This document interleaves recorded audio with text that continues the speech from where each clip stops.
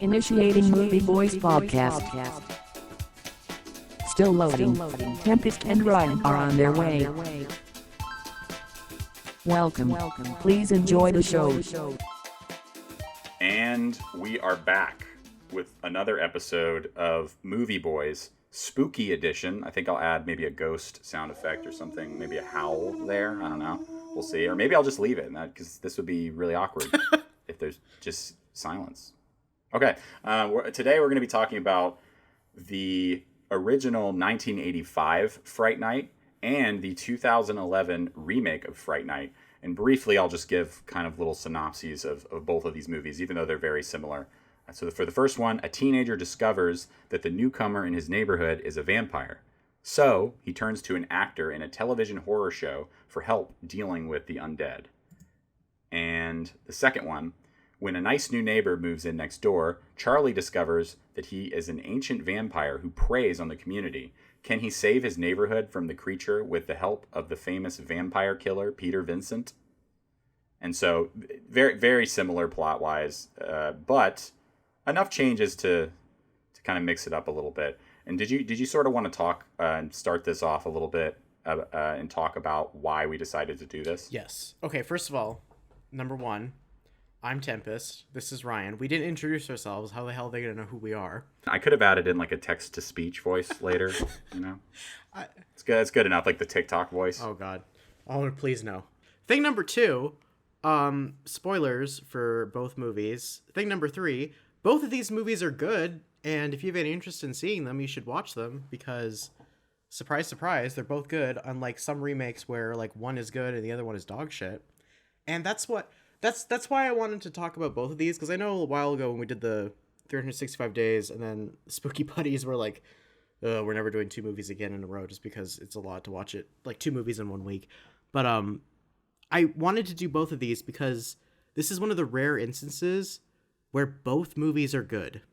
Yeah, and I genuinely feel like the remake doesn't get enough credit. I think that a lot of people, when I hear them talk about this movie, I hear them talk about and like praise the original and say like, oh, the remake is okay. I think the remake is great. Like there are elements of either that I kind of prefer in one or the other, but I think they're both really, really entertaining movies, especially to watch, around Halloween. Okay, if I'm holding a gun to your head, which one is better? Oh man, it's so fucking hard. I would only give a slight edge to this movie. I would actually say the remake. I would say the remake too. I think it's a slight edge for me though, because there are some things that I prefer about the original, but it's like I don't know. I think like just the new one has more modern sensibilities in a lot of the best ways. Like I like the score a lot more. I feel like a lot of it is there are moments that are genuinely like really tense and a little bit creepy, which I feel like in the first one I personally didn't really get that. The first one is more of just like an enjoyable kind of B horror. It's B definitely 80s campy horror movie, and that's kind of how I see it. And it's kind of there's like a campiness to it. This one kind of sheds that a little bit, and some people aren't crazy about that, but I feel like it makes up for it in a lot of other areas. But yeah, I think that I would probably rather watch this one today. Especially, I think that the biggest edge that this one has for me is just the cast. Like I love so many of these actors. I think the cast overall for the remake is way better, and it's not just like, oh, I'm more familiar with these people because it's more, made current. But like, I other than Chris Sarandon, who plays Jerry the vampire in the original, I don't know who anyone else is in that movie. Like, I'm sure they've been in other stuff, but it's not people that you know. Like in the remake, it's Colin Farrell playing the fucking vampire. Like that's iconic right there. He gets to go to Big Dick Island, and then Anton Yelchin, rest in peace, he plays Charlie. Toni Collette plays the mom. David fucking Tennant playing Peter Vincent. Like these are like all like, yes, thank you, amazing actors. And like the first one, it's like, I don't even know, like some guy they found at Walmart. Like I don't know any of these people. I will admit, I really did. Okay, obviously David Tennant is great, but I genuinely did love. I guess the actor's name is Roddy McDowall in the original. Like I thought that's him. He was so different. Yeah. I'm looking at it on IMDb right now. Roddy McDowall. Yeah. You know what's fucking crazy? I'm looking through his IMDb page right now. The only thing I fucking know him from is Overboard. But I loved him. I thought he perfectly captured that because obviously in the new one they go for a more modern like Chris Angel type of take with Peter Vincent, which I loved. But I think that Roddy McDowall as this like old school spooky like TV like horror TV host was perfect. Like I thought he did exactly what he needed to do. And honestly, I think if there's another thing that I kind of like about the first movie a little bit better is I kind of like his character arc more than Peter Vincent in the new movie. Like he seems like such a sweet guy and he's just like likable from the beginning but he's just he's such a coward, and to see him sort of transform and have to like rise to the occasion to stop the vampire Jerry at the very end was cool. With David Tennant, it was more like I feel like I was I don't know, I bought in earlier, and they didn't really. I mean, they make him out to be a kind of a coward, but he's like a different kind of coward.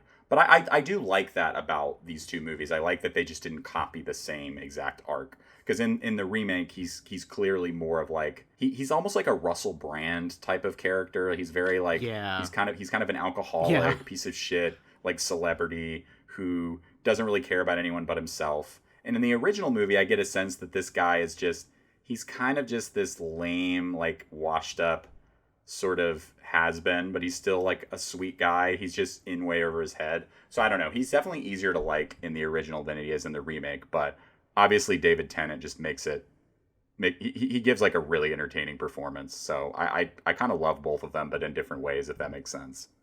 I would agree. I kind of feel the same with like the two actors who play Jerry, so like Colin Farrell and then Chris Sarandon. Like I feel like Chris Sarandon, in the original, it's more of like almost like a romantic take on like being a vampire and like that like sexual energy he's giving. But then in the remake, it's like Colin Farrell is like the piece of shit bad boy who's like gonna like fuck you and then leave you like you know before you wake up. It's kind of like that energy. So it's more like it's not really romantic. It's kind of more like dirty sex with a guy you pick up at a bar energy. Right. Yeah. There's no like from the very beginning.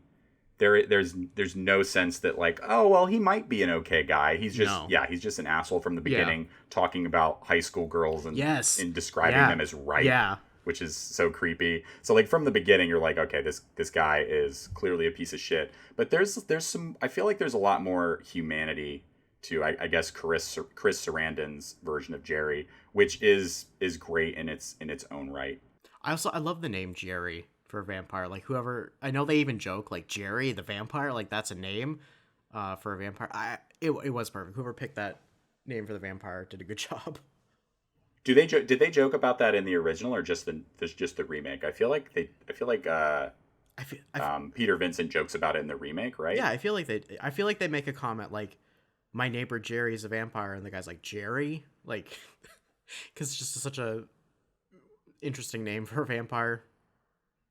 Yeah, it's very, I don't know. It's literally very like the regular guy, the neighbor you have next door, good old Jerry, you know.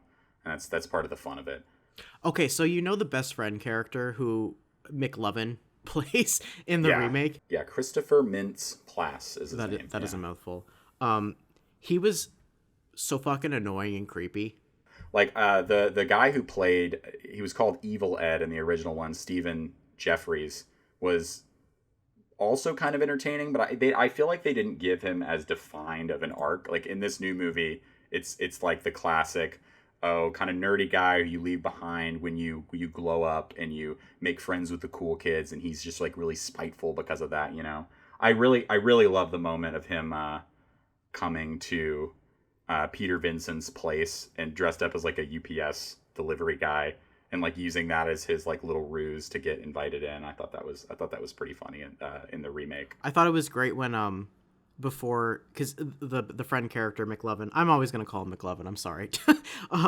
He gets, as you should. he gets turned into a vampire like pretty early on in the movie, and it's like Colin, like Jerry's character is like stalking him, and then he breaks into like an abandoned house, and he's like, "Ha! You can't get me! Like you're not invited!" And then like Jerry just like steps through like the doorway, and he's like, "It's abandoned." That was such a good scene. Yeah, yeah, and I don't know. There's a lot of nice little twists on those mythos in the remake for sure.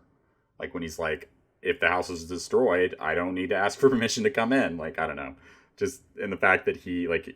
Yeah, part of his plan was literally to destroy their house like so early on in the movie. Like, and honestly, it felt like the climax at that point. I was like, holy shit, how is there like another like 30-40 minutes in this? Mm-hmm. Especially, I feel like the remake definitely like puts the pedal to the metal and like doesn't let up for especially sure. the car chase scene. Oh my god, yeah, that like too. that is. I remember I saw this movie in theaters. Did you see it in theaters?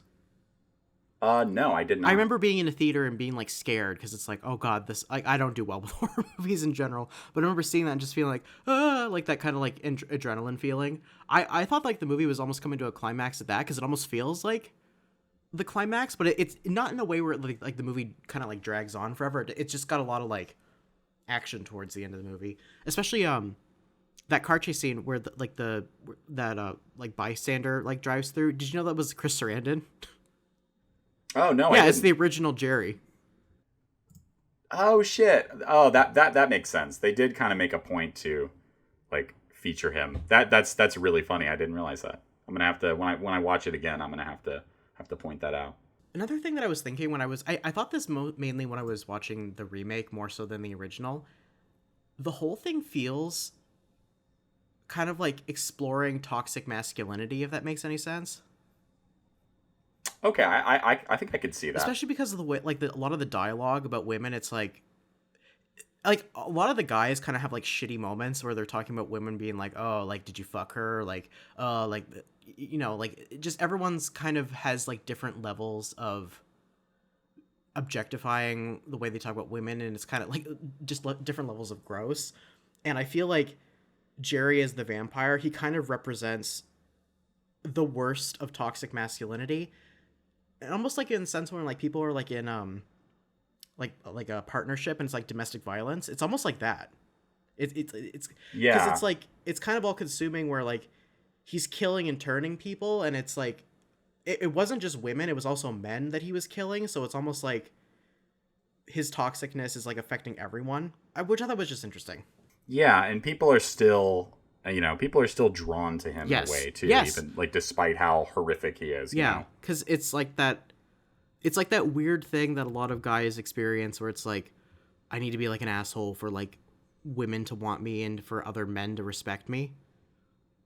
Yeah, and it is a nightmare to think that someone like that, like someone like this this Jerry vampire character who can act that way, like to the utmost degree in the worst possible way, and just completely more or less get away with it, and always have people like women are literally not able to resist his charms, and that's like that is kind of horrifying to think about, to think that someone could be with you or seduce you and you just not be able to say no. You know what I mean? That is kind of I definitely see what you're talking about. I think that's in there, especially even because they established that he doesn't kill his victims right away. He like David Tennant's character refers to him as a snacker.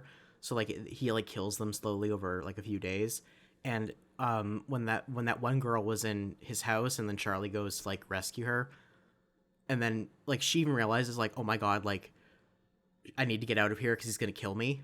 I don't know. It really just makes me think a lot about like the cycle of abuse for like domestic partnerships. I don't know. I know it's kind of like extreme in the sense of like this is a vampire, like this doesn't happen. But like take out the fact that he's a vampire and the way that he was acting, it's kind of the way like a lot of people will act like if they're the aggressor in a partnership. Yeah, and again, I feel like it's just for any horror movie, it's always, I feel like it's an interesting angle to take something very real like that and just crank it up to 11 and make it even scarier. Like make it to the point where, no, you literally cannot, they literally cannot say no. They literally cannot resist this.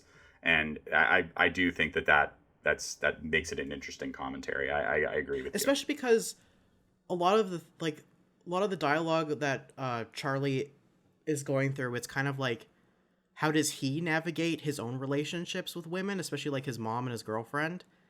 And like him killing Jerry in a way is kind of almost like overcoming the toxic masculinity. Like, I feel like I'm smoking a crack pipe here, but like it makes sense if you watch the movie and you think about this the entire time. No, I think so too, and I think that's. I mean, I think that's an interesting angle to view it with. I wonder how. Did you ever see the sequel to the original Fright Night? I didn't. Did you watch it? No, I was just thinking. I was wondering how that might play into that theory too. I would definitely like to see it. Apparently, there's a sequel to the remake too, but it's like not actually a sequel, and it's essentially like a remake of the remake. And it's like straight to DVD and terrible. So yeah, that's not that relevant, but still, I hate when they do that. I'm gonna pretend that doesn't exist. I think I'm gonna pretend it doesn't exist as well. It's like that American Psycho 2 sequel with what's her name, the Family Guy woman, Mila Kunis. I didn't even know this was a thing.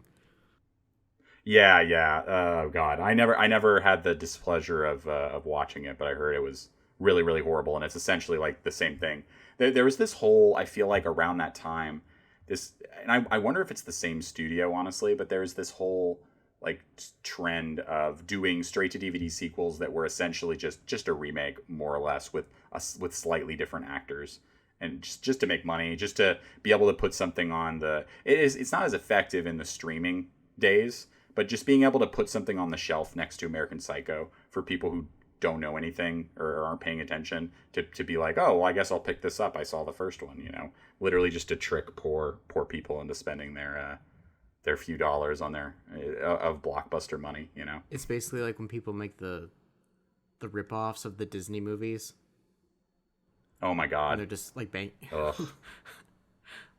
like the whole plot of Ratatouille, the Chip and Dale movie that just came out recently. Yeah. And also, we'll have to do Ratatouille one day. Let me know if anyone's anyone comment if you've seen Ratatouille. If okay. When Michelle sent me that GIF, I was like, "What is this?" Like, it looks scary. It's horrendous. They actually joke about it in the Best of the Worst episode with Patton Oswalt. They actually they start ratatouilleing with it when he's there, and they do a whole bit where he's like, where he gets like a call from his agent, and he's like, I'm actually not allowed to talk about this. I can't do this episode if we're still going to do this. And it was a bit, but part of me was wondering, like, I bet he can't actually talk about this, because this would kind of be promoting this horrible ripoff in a weird way, even though it's a good bit as well. But I don't know. It is like one of the worst things you'll ever see in your entire life. It's very bad. For anyone who doesn't know what we're talking about, it's a rip-off movie of the Ratatouille, and it's nightmare fuel. It's like if you had a bad acid trip and you popped in Ratatouille, and it was like a snuff film. Like, that's what it looks like to me.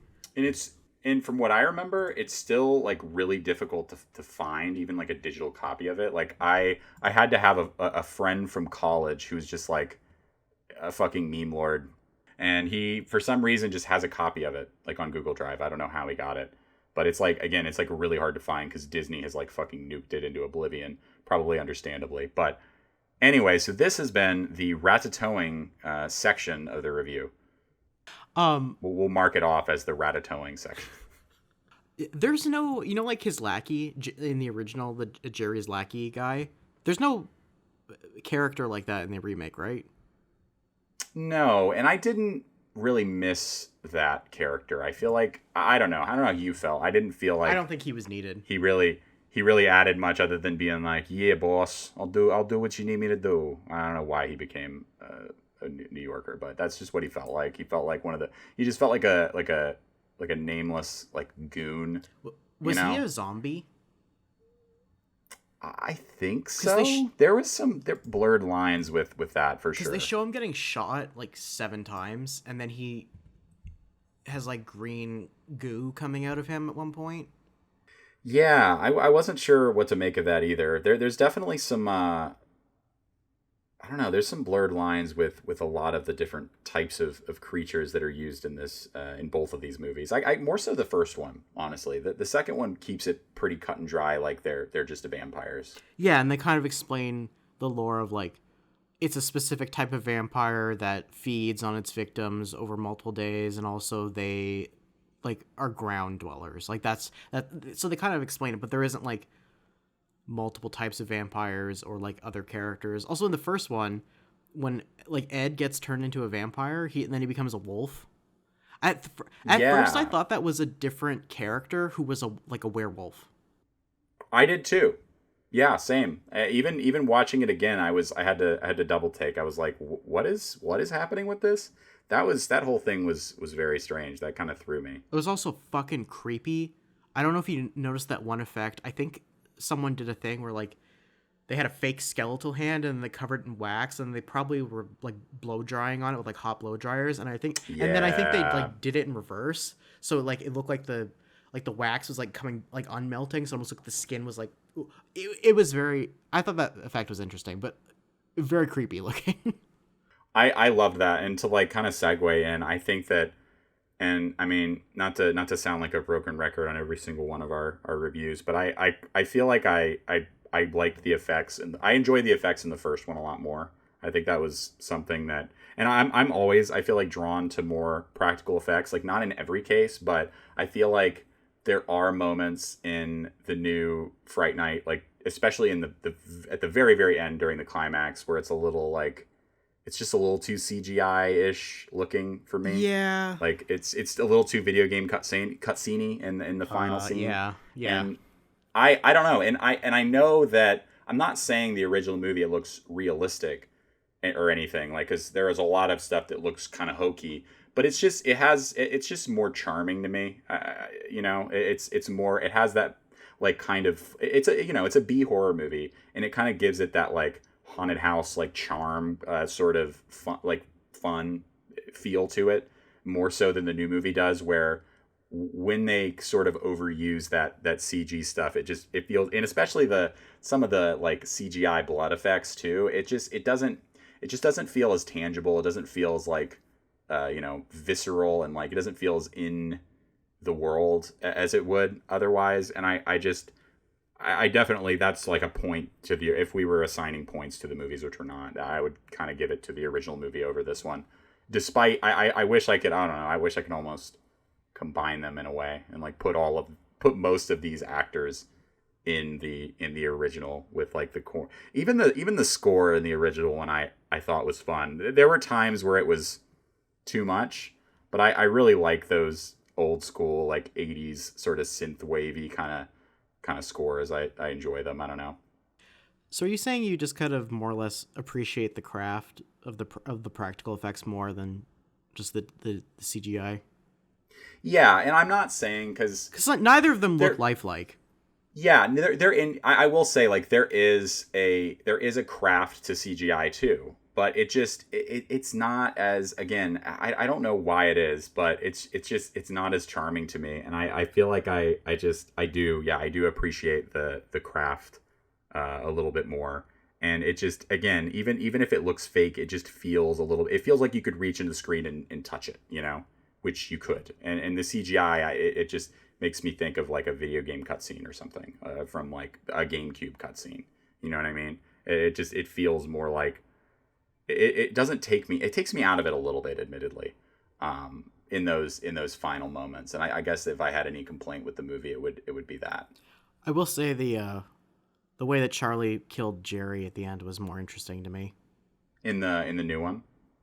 Yeah, like when he has like a flame retardant suit on, and he has like those clips, and he like clips himself to Jerry, and then he lights himself on fire. I see. I do agree with that though. Like I found that whole climax to just be honestly really fun in the new one. I really liked him going to the military surplus store. I always enjoy those scenes in any horror or like action movies where they're like gearing up and just preparing for the fight. Like I don't know why that's something that I like in movies, but it's always like a fun little montage. And then him telling the guy at the counter at the military surplus store and saying like, oh yeah, I'm going to kill a vampire, and he's just like, okay, whatever. Like just that reaction. I don't know. I really enjoyed the lead up, and yeah, just the leading into what you said, like that the way he killed him at the end was really cool, despite me not being in love with the effects. Even though, again, like as you said, which you're correct, neither of them look realistic. It's just kind of a preference thing that I have personally. I think I liked the design of the remakes vampires a bit more because the original vampires looked too plastic to me, if that makes any like they just looked like they didn't like I feel like whatever they did for the CGI for like Colin Farrell's face, especially when they showed him like shifting, I feel like it just looks scarier. And there were some moments that did feel that I did like more than others, for sure. I think it was just the very last scene where you were kind of seeing things in the sunlight a little bit more, to where it was kind of getting a little weird for me. But there was some stuff, especially, it's usually with any movie. Even, I mean, this is from 2011. It even goes for movies in 2022. But the stuff that's a little bit more like hidden by shadows and in the dark, it's just way more effective and creepy. And I agree. There was some stuff, like especially early on, that worked really, really well. And I actually did like the effect where Charlie is trying to, he saves, in the remake, he saves this woman from Jerry's cellar, and she has been bitten by him. And right when she goes out into the light, she just like evaporates. Yeah. And it's actually like almost explodes. That I actually really liked. I like that effect. It's so startling too. And the new one has a lot of moments that were a lot creepier than I remember them being, especially like because the first one I really don't find that unsettling at all anymore, to be completely honest, save for a couple scenes like the one you mentioned with the hand and everything, and like that transformation. The new one is definitely more effective on like a horror level if you're looking at it in that way. So why do you think both of these are good? Like, I know that sounds like a stupid question, but like in general, it seems to be, especially like in like the recent, all the like the Disney live action remakes, it seems to be like a lot of people will say like, oh, the remakes are just never as good and the original is always better. And then you and I were thinking about this, like what movies are there out there that like we like both the original and the remake? And it's a very short list, and this is on there. So like why do you think both of these are good? Okay, so I've thought about this a little bit, and I think that. So I started to think about more movies that I think the remake is almost just as good, if not better, than the original. And a lot of those movies are horror movies. And I like The Thing is like, I think the perfect example, because like the original The Thing is just like it just does not hold up in any way, and I just don't even think is really worth watching at all. But I think that seeing a horror movie kind of updated and I think that the 2011 version has a lot more like modern sort of horror sensibilities with like the pacing and with the music and with like the effects and everything. And I think that it feels, while the story is the same, it does feel different enough. Like, I think that for me, if they tried to do like an 80s sort of homage, like nostalgia parody, do you know what I'm saying? Like, it was like a satirical sort of, they make it Stranger Things. Yeah, right. If we're gonna make this like, oh, it's like they're in the 80s and we're doing like a period piece, I think that would like really annoy me, and I'd be like, there's no point in doing this. But I think that there's little things like like Peter Vincent, instead of him being like because there aren't really any like horror hosts anymore in the way that there were back then. Like Peter Vincent, instead of that, he's like a Chris Angel type of guy who works in Vegas, and that's like an update that totally makes sense. And a lot of the other little updates, including just the pacing and the music and just general stuff like that, I feel like they updated it, and in some cases made it better. And also it feels like high budget enough and has big enough actors and actors that are good enough to kind of almost elevate it. It tries to elevate it from B movie level, even though it still is kind of a B. It's kind of a B movie idea and script in a lot of ways, but it still like tries to elevate it and succeeds in a lot of ways. And that's why I think both of them. That's why I think that it makes sense that this remake exists, because you never want it to be almost like the new, for example, I haven't seen it, so but whatever. The new Pinocchio remake, from what I've heard, is like the same. It's like there's really not that much that's different about it, except for minor little tweaks that like apparently make it worse.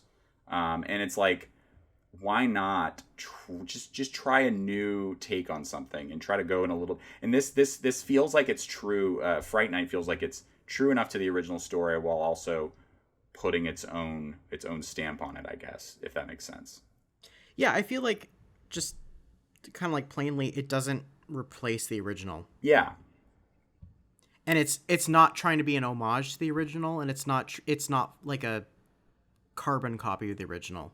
It's its own thing. Right. And I think that if it was doing that, I mean, I would genuinely hate it. I don't know. I feel like I think the worst possible example of, and honestly, I mean, I said earlier that a lot of the time a lot of the good remakes are horror remakes, but the worst example of a remake is probably the original Psycho being remade, because the director, Gus Van Sant, it's literally a shot-for-shot remake, except for it's in color, like down to a T. Like you can watch like side by side, and it's almost like he did it deliberately just to be annoying. Like some people, he is a good director, and he's like a director a lot of people really like. I'm not really that familiar with his stuff, but there are people who think that it was like a fuck you. It's so bad. Like it's just the same fucking thing. And I think too many remakes get caught up in doing that. It's like of doing the same exact thing, except like the new Lion King remake. It's like it's more or less the same, except they've taken certain elements out. And yeah, and it's just more dulled down in a way too. Like the same thing with and honestly, talking about Colin Farrell, like the Total Recall remake. It's just like it's like the original, except it just strips away all of the quirkiness and the fun. And I think this movie, the Fright Night remake, does enough to sort of retain the quirkiness and the fun of the original, even if it's not played as goofy, at least I feel like, as the original was. It feels like its own thing. Oh, and definitely, I know we kind of already stated this like before, but like the fact that it is two different time periods. Like it's not set in the same time period. Like, for sure. Yeah. You know how there's a difference between a movie that was shot in the 80s and a movie that's shot today, but it was set in the 80s? Yeah, and I think that's it's like, I don't know. I think that's they're really both important. Contemporary for the time that they were made. Because ultimately, when when the director set out to make this Fright Night remake, like your goal is to update it for modern audiences, and I think this succeeds. Like there are a lot of younger people that would not fucking watch the 1985 Fright Night and would say this is fucking corny and terrible, and that's fair. But I think that you could probably show them the new one, and they might be more invested in it, even though it has a lot of similar sort of elements to it. You know. I think that kind of wraps up my thought. I don't really have anything else to say about this. Watch the movies if you haven't. Yeah, I agree. And I think my last thing is I fucking love Anton Yelchin. Yeah, he died and I miss him. Really fucking tragically. Wasn't it like a car accident? Yeah, it was. And he was just such a, like, watching this again, like I feel like the first time that I saw this, like way back in the day, like in 2011 or whatever, I think I did watch it like on DVD when it came out. I think that I was so focused, I mean, rightly so, on how good like Colin Farrell and David Tennant were.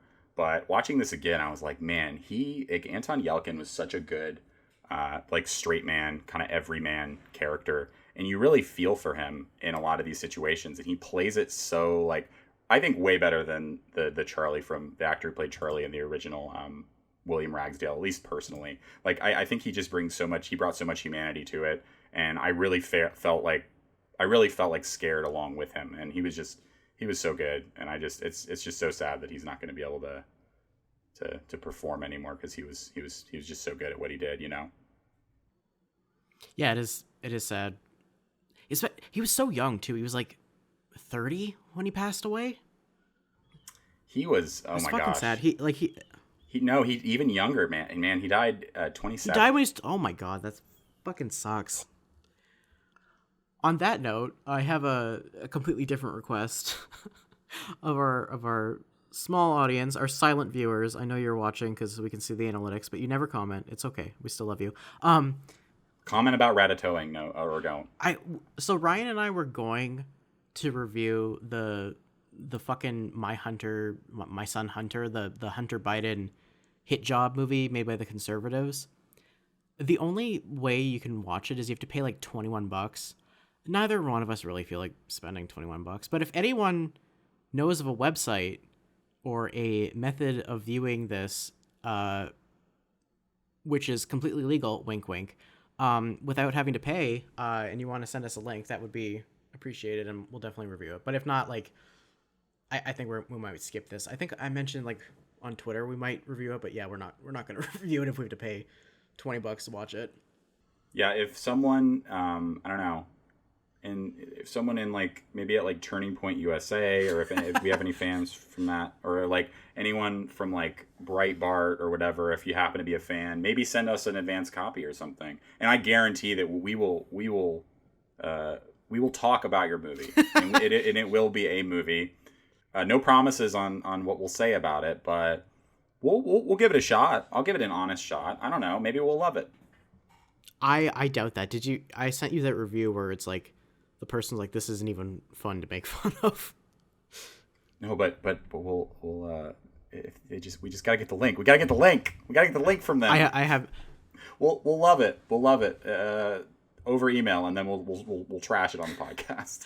I have very low hopes for this. If anyone actually has watched it, like if anyone felt so compelled to dish out $20 to watch that piece of shit, let us know if you liked it or not. We would talk about Fright Night. Now that's a night that I'm afraid of. Oh god. So this is our second vampire review of the spooky Halloween lead up to Halloween.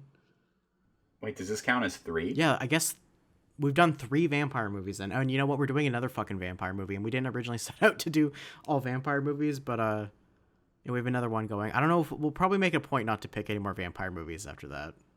We just slowly transitioned to become the vampire hour, the witching hour. A vampire only podcast. All vampires. We all only review Blade. just different versions of Blade. I don't know. We'll review like fan edits of Blade or something. We'll get that the desperate. Bootleg Chinese copies of Blade with English subtitles that are translated originally from Chinese or Mandarin. Oh Jesus! I'm sure there's some like terrible like rip-offs of Blade too. You know, like straight to DVD like Blade. Or blades or swords. Yeah, not knives. Cleaver. I don't know. I feel like Blade is probably going to be. Why do I feel like he's going to be white in the ripoff? Hatchet. I feel like he is.